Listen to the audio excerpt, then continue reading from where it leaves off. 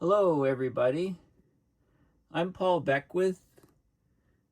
About a week ago, a paper came out on Antarctica on the ice sheet. And normally, we divide the ice on the ice sheet into the West Antarctic Ice Sheet, which is vulnerable to significant melting and retreat because it's grounded on bedrock well below sea level, so rising water temperature undercuts it. And also, the East Antarctic Ice Sheet, which is considered more stable, but it's still vulnerable to ice melt. There's a lot of calving of ice, the ice sheets along the coastlines, and the rate of the glacier movement and retreat can accelerate even in the East Antarctic Ice Sheet. Air temperatures are still well below zero, so mostly it's a water temperature sort of effect. So this new paper is called Antarctic Ice Sheet Tipping in the Last 800,000 Years, Warns of Future Ice Loss. So they do simulations of the ice retreat during the glacial interglacial cycling, and so retreat and regrowth. And there is some evidence that exists that shows that basically the West Antarctic Ice Sheet collapsed during the last warm period. And how close are we to West Antarctic Ice Sheet collapse? Well, very, very close. I mean, it could happen at existing temperatures. They do modeling going up even only 0.25 degrees Celsius temperature rise, and they show that we're getting closer and closer to this threshold for the West Antarctic Ice Sheet, and also that there's hysteresis in the system. So if the West Antarctic Ice Sheet collapses and then the temperatures are cooled down slightly, it's not going to regrow. You have to cool significantly in order to get regrowth. So we have new information on how vulnerable Antarctica is with existing levels of global warming. So this is the paper. It's open source. All the links will be in my video description. But before I come to this, let's talk a little bit more about Antarctica in general, in terms of the ice on it. So this is a good map. We've got East Antarctica, we've got West Antarctica, we've got the Ross Ice Shelf here and the Ron Ice Shelf. And, in the Weddell Sea, the ice will significantly retreat back here. If we get a West Antarctic ice collapse, what does it look like? Well, we get a lot of retreat here of ice. We get a lot of retreat here in the Amundsen Sea, and we get a basically collapse of this part of the ice sheet. So that would be what we expect. And there's a very good map here, which is the Antarctic Digital Database from the British Antarctic Survey. And you can, you can zoom in and look at specific areas here. So we've got the Antarctic Peninsula here, and we've got this whole ice shelf. So it would be undercut. If this thing was to go, it would be undercut in this region, and it would be undercut up here, basically, and up in this region. And, we could get very, very significant melting of the West Antarctic part.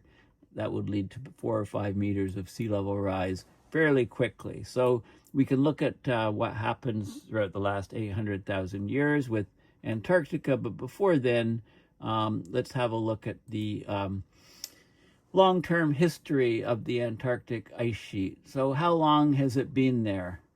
So it began forming between about 60 and 45.5 million years ago. There was significant glaciation starting around 34 million years ago. That was during the Eocene-Oligocene extinction event. So CO2 was thousands of parts per million, and then it dropped to about 760. There was a critical tipping point for glaciation, about 600 parts per million. It went below that, and the ice started forming around Antarctica. The opening of the Drake Passage, okay, that's the passage between the Antarctic Peninsula and, I can show you in the map here, and South America. So that's right here. South America, this peninsula. Okay, so this is the Drake Passage. And when the Drake Passage opened up, it allowed water to flow completely around Antarctica. So we got a development of the Antarctic Circumpolar Current, the ACC. That's the largest water flow on the planet. That isolated the continent, so it promoted a cooler polar climate and accelerated the ice sheet growth on Antarctica. So they look at what happened from 34 to 14 million years ago. There was rapid expansion of the ice sheet. Right, there was a series of small glaciers on Antarctica. They merged into a continental scale ice sheet. By about 14 million years ago, there was a persistent, dry, arid polar climate. The East Antarctic Ice Sheet became stable and it was very cold and preserved much of the underlying landscape. Then, closer to the present, the Pliocene warm period, 5.3 to 2.6 million years ago, there were some warm intervals. There was some retreat and then regrowth. So the East Antarctic Ice Sheet remained largely intact, but the West Antarctic Ice Sheet, it was more dynamic and prone to periodic collapses during these warm periods. And then the present period, the Pleistocene, 2.6 million years ago to present, there was significant advance of the ice sheet in Antarctica during colder periods, retreats during warmer interglacials. So the last glacial maximum, which peaked, I think, about 21,000 years ago, actually, the ice sheet was at its greatest extent. So the Eastern Antarctic Ice Sheet, it's a larger, more stable component, has the majority of Antarctic's ice, persisted for at least 14 million years, limited retreat during the warmest periods.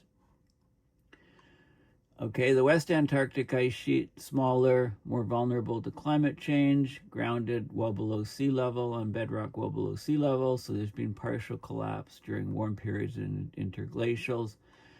Today, the Antarctic Ice Sheet's losing mass at an accelerating rate because of the warming of the oceans and atmosphere. The West Antarctic Ice Sheet is particularly at risk. The East Antarctic Ice Sheet is more resilient. If global temperatures rise by 3 Celsius or more, we'd have significant loss of even the East Antarctic Ice Sheet. Okay, so this is a table showing the trends for what's going on with the Antarctic over the deep past. And what about the last glacial maximum, the most recent cold period? So the LGM, the last glacial maximum, it's the most recent period during the last ice age. Ice sheets reached their greatest extent. It says here between 26,000 and 19,000 years ago.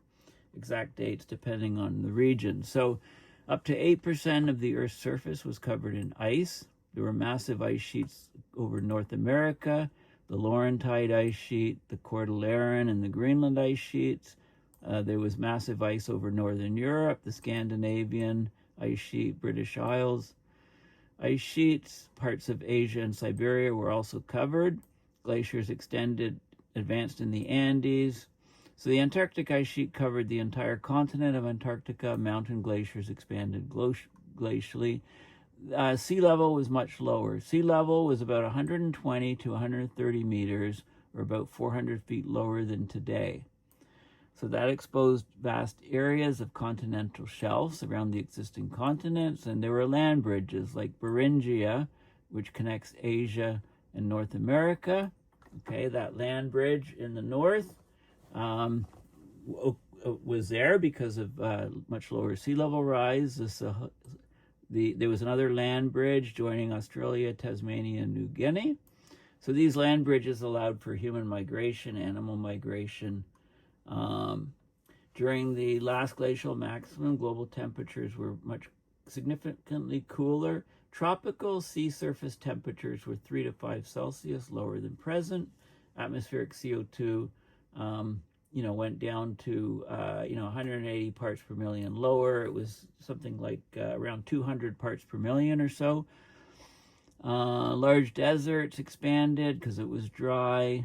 Some non-glaciated regions had more rainfall. The land was pushed down by the ice. The Great Lakes were carved out by the ice sheet scouring the continent. So the peak was about 20,000 years ago. It says here 21,000 years ago. Deglaciation began 19 to 20,000 years ago. Rapid rise of sea levels, and we transitioned into the present warm period. The Holocene, there was an abrupt sea level rise about 14,500 years ago. So the sea level rose, but not at a constant rate. The last glacial maximum is the coldest period in recent Earth history.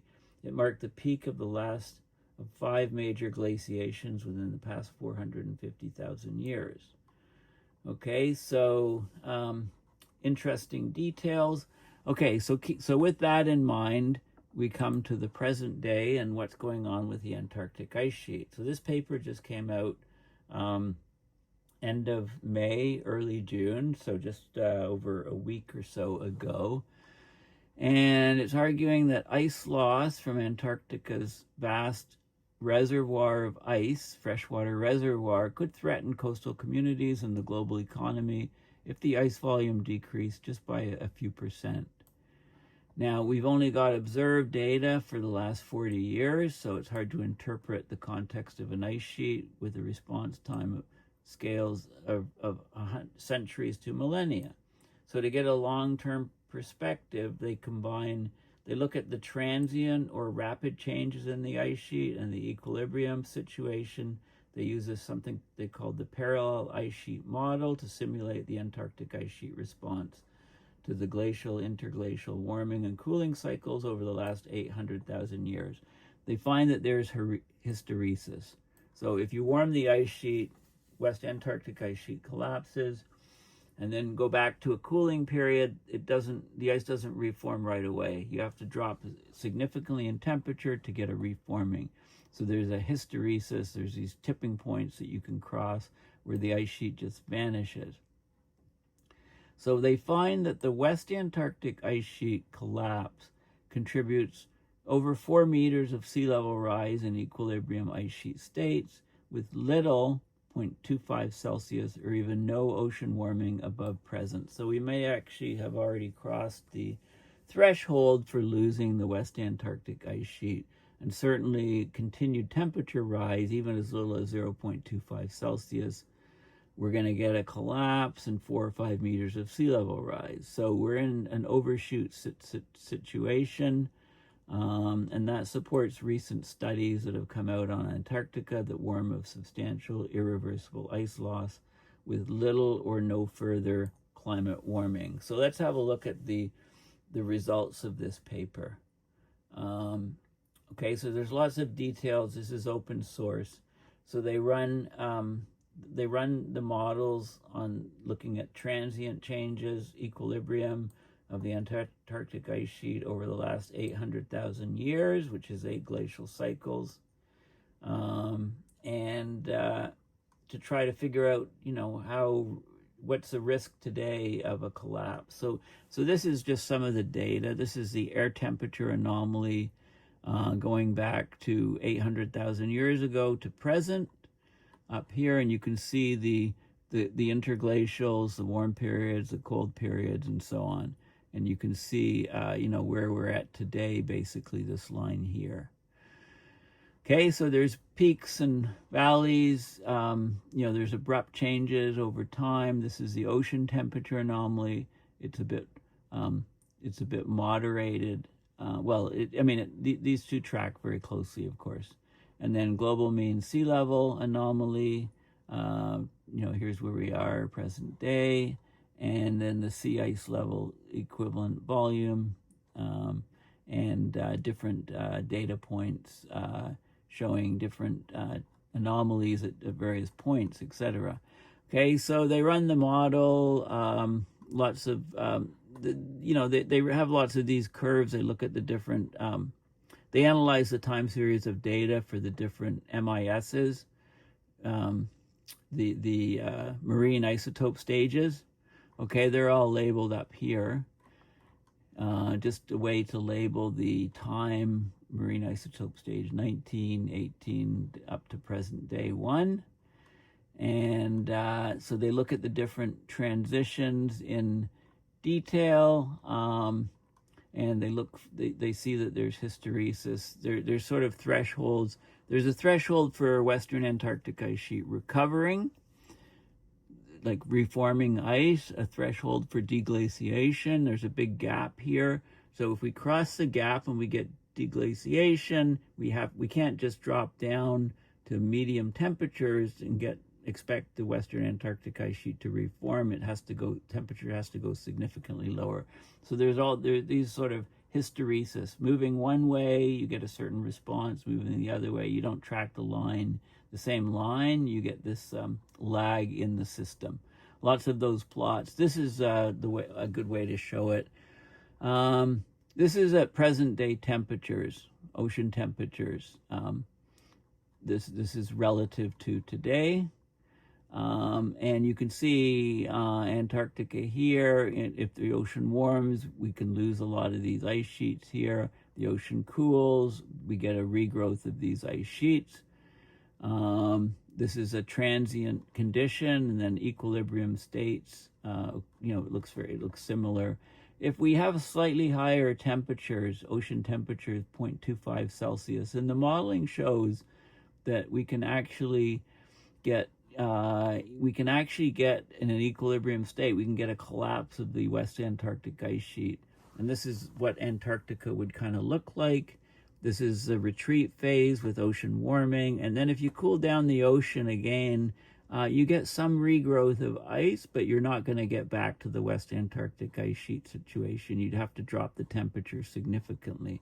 So basically, this is like an irreversible tipping point, at least on human timescales. If we lose the West Antarctic Ice Sheet, and then manage to, cool the planet, stabilize the planet, it's not going to grow back anytime soon. That's what this is showing. And then they analyze in detail the different sort of, they take that time series I first showed you of the interglacials, glacials, and they expand it out to just look at this is 100,000-year time periods. And they look at the different the different marine isotope stages, and see the response, the ocean temperatures, the sea level equivalents, sea level changes, rates of change of ice and global mean sea level anomalies, and so on. So they analyze that, and then they show again different fluxes, different changes of gigatons per year during different events. How quickly can we expect stuff to happen? They divide it into the grounding line, the ice shelf melt at the bottom of the ice shelf, basal melt, calving, the amount of calving on the coastlines, and so on. And they do various computer runs in their modeling to look at all of these factors. Okay, so basically, so the key points are that this is sort of some of the key points right here. We're very close to, this can happen with present warming. If the oceans warm another 1/4 degree, 0.25 degrees Celsius, it's much more likely to happen. Okay, this is present warming here. We're going to get some melting back here, but with just slightly higher temperatures, or maybe even with today's temperatures, we could get a collapse of the ice sheet. It would look like this, and you'd have to get a really, really significant cooling in order to grow back any of this ice. Just the normal cycles, it's interglacial cycles. It's not going to come back anytime quick. Okay, so that's sort of the key factor. Okay, so it's useful to know a bit about the history of the, what's going on with the long-term history of the Antarctic Ice Sheet, how it formed, the different separation into the East Antarctic Ice Sheet, West Antarctic Ice Sheet, how long it's been around, and what it looked like in the last interglacial, the last glacial maximum, peaking between 26,000, the last glacial maximum, 26,000 and 19,000 years ago. I always remember the coldest period was about 21,000 years ago. Ice was at record highs, and what's happened since then.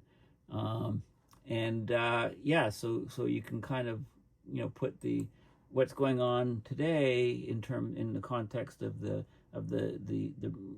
fairly recent past, so the last interglacial, the last glacial maximum, and what has happened going back 800,000 years. So the model, tries to look at all these periods to see, and it looks like we probably lost the West Antarctic Ice Sheet in the last interglacial, and they talk about that. They talk about some of the evidence that shows, geological evidence for the extent of Western Antarctic Ice Sheet collapse during these Pleistocene interglacials has remained ambiguous. They look at marine sediments. They look at chemical and fossil archives. They look at ice core oxygen records, the analysis of blue ice areas, octopus, the DNA of octopus. Most of these things add support for full collapse, at least during the last interglacial. Okay, but it's still an area of active research, and the East Antarctic Ice Sheet has been around mostly for those time periods. There's some withdrawal on coastlines, etc., but the bulk of the ice is still there. Okay, so that's the key kind of factor. Anyway, it's a very interesting paper, and it's useful to know what Antarctica is doing, because what happens in Antarctica is not like Las Vegas. It affects the planet. It affects the ocean currents. It affects the way heat's transferred around the planet. It's a very key part of the climate system. So we need to pay attention to changes that are occurring down there. And of course, sea ice was increasing about 1.5% per decade for many decades, and then around a decade or so ago, it just collapsed and it's pushing along record lows. So there's massive changes underway in our climate system. Okay, well, thank you for listening. Please consider going to my website, paulbeckwith.net, and donating to PayPal to support my research and videos, and or you can check out the online store here for climate quotes on t-shirts. Okay, thanks for listening, and bye for now.